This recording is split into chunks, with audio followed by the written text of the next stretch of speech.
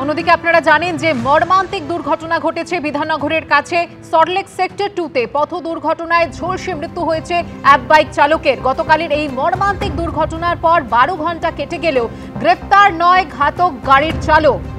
ঘটনার পর পুলিশ জনতা খণ্ডযুদ্ধে রণক্ষেত্রে চেহারা নেয় গোটা এলাকা। আমাদের প্রতিনিধি সুকান্ত মুখোপাধ্যায় রয়েছেন আমাদের সঙ্গে, সরাসরি চলে যাব সুকান্তর কাছে। সুকান্ত, গতকাল আমরা দেখেছি এই ঘটনার জেরে কিভাবে রণক্ষেত্রে চেহারা নিয়েছিল গোটা এলাকা, কিন্তু যে প্রশ্ন উঠছে ঘটনার পর তো 12 ঘন্টা কেটে গেছে, এখনো কেন গ্রেফতার নয় ঘাতক গাড়ির চালক?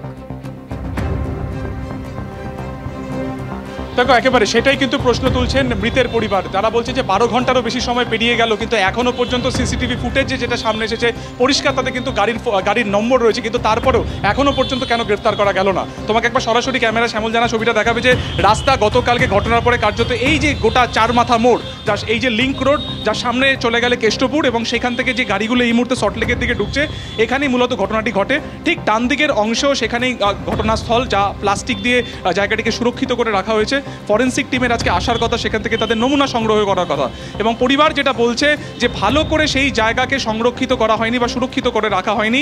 তার কারণ ঠিক যে রেলিং এর ওপরে যে ধারালো অংশ তুমি দেখতে পাচ্ছ, যেখানে সৌমেন মণ্ডল যে মারা গেছে তার পায়ের একটা অংশ গেঁথে যায় এবং তার শরীরের ওপরের অংশ নিচের দিকে ঝুলে থাকে, এবং সেখানেই ঝলসে একেবারে নৃশংসভাবে তার মৃত্যু হয়। সেই অংশ কিন্তু এখনো অনাবৃত অবস্থাতে রয়েছে, সামনে জল জমেছে, ফলত তারা আশঙ্কা করছেন যে ফরেন্সিক আসার পরেও তথ্য প্রমাণ এখানে যথাযথভাবে মিলবে কিনা। গতকালকে ঠিক কী ঘটেছিল, যে সিসিটিভি ফুটেজ ইতিমধ্যে আমাদের কাছে এসেছে, তাতে দেখা যাচ্ছে যে এই যে জায়গা যেখানে ঘটনাস্থল সেটা হচ্ছে সল্টলেকের এসএ ব্লক, এবং যে ঘাতক গাড়িটি ক্যামেরা শ্যামল জানা দেখাবে, ঘাতক গাড়িটি এসেছিল ঠিক বাদিকের যে সল্টলেকের এজে ব্লক রয়েছে সেখান থেকে। বেপরোয়া গতিতে গাড়িটি সিগন্যাল অমান্য করে সোজা এসে ধাক্কা মারে।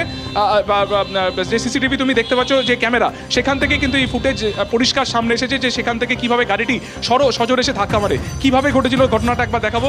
বাদিকের যে অংশ চলে যাচ্ছে সল্টলেকের এজে ব্লক, সেখান থেকে গাড়িটি একেবারে প্রবল গতিতে আসে, সিগন্যাল অমান্য করে সোজা এসে ধাক্কা মারে প্রথমে দুটি বাইককে, এবং তৃতীয় বাইকটি হচ্ছে সেই অ্যাপ চালকের বাইক ছিল, তাকে ধাক্কা মেরে সোজা তাকে টেনে হিচড়াতে একদম তোমার এই ফুটপাতের উপর উঠে যায়। সেখানে রেলিংয়ে যেটা তোমাকে বলছিলাম যে তার শরীরের একটা অংশ আটকে যায়, এবং সেখানে তার কিন্তু বেঘরে তার প্রাণ যায়।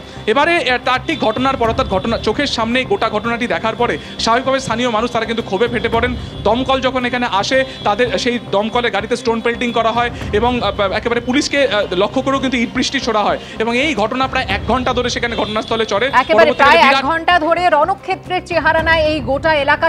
কোথাও ভুরি ভুরি মৃত ভোটার, কোথাও আবার তালিকায় নাম থাকা ভোটারের অস্তিত্বই নেই, কোথাও আবার খোদ পঞ্চায়েতের তৃণমূল সদস্যের বাড়িতেই ভুতুরে ভোটারের হদিশ মিলেছে।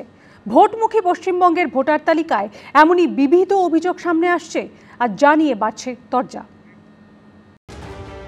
কোথাও ভোটার তালিকায় মৃতরা হয়ে উঠেছেন জীবিত, কোথাও আবার খোদ পঞ্চায়েতের তৃণমূল সদস্যের বাড়িতেই ভুতুরে ভোটারের অভিযোগ।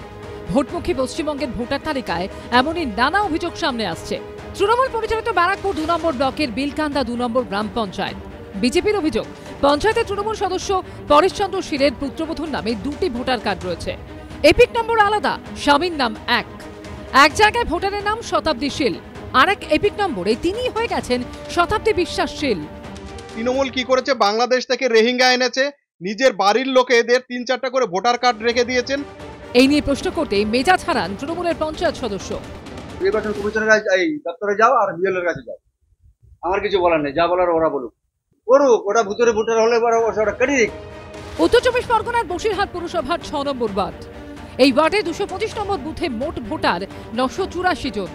এদের মধ্যে 26 জন মৃত ভোটার বলে অভিযোগ।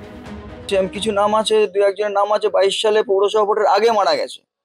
পৌরসভা ভোটে তারা ভোট দিয়েছে, 2024 লোকসভা ভোটে তারা ভোট দিয়েছে। কি করে ভোট দিল? তাদের আত্মারা ভোট দিয়েছে এসে। মালদার গাজলেও একই ছবি। শালাইডাঙ্গা অঞ্চলের 98 নম্বর বুথে সিংহপাড়া এলাকায় ভোটার তালিকায় 25 জন মৃতের নাম রয়েছে বলে অভিযোগ।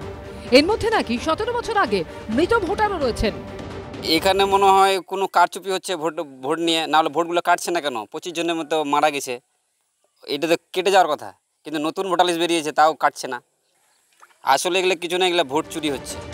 উত্তর দিনাজপুরের ডালখোলাতেও 7 বছর আগে মৃত্যু হওয়া ব্যক্তির নাম জলজল করছে ভোটার তালিকায়। আমরা তো পুরসভায় কাগজপত্র সবই জমা দিয়েছি ভোটার লিস্ট থেকে নাম কাটানোর জন্য, তারপরেও কাটেনি। না, হ্যাঁ, তারপরেও কাটেনি। শুধু মৃত ভোটারদের নামই নয়, তালিকায় নাম থাকা অনেকেরই বাস্তবে কোনো অস্তিত্ব নেই বলে অভিযোগ উঠেছে। যেমন মেদিনীপুর সদর ব্লকের 131 নম্বর বুথ মালিয়ারা এলাকার ভোটার তালিকার 29 নম্বরে নাম রয়েছে রবীন্দ্রনাথ অধিকারীর, কিন্তু এই নামে এলাকায় কেউ থাকেন না বলে দাবি স্থানীয়দের। রবীন্দ্রনাথের পিতা দেওয়া আছে, রবীন্দ্রনাথ অধিকারী, এই নামে কেউ নেই, কোনো ব্যক্তি নেই। কত বছর ধরে মোটামুটি দেখেছেন যে এই নামে কেউ নেই? 10 বছর। সব মিলিয়ে ভুতুড়ে ভোটার নিয়ে বিতর্ক দিনে দিনে বাড়ছে।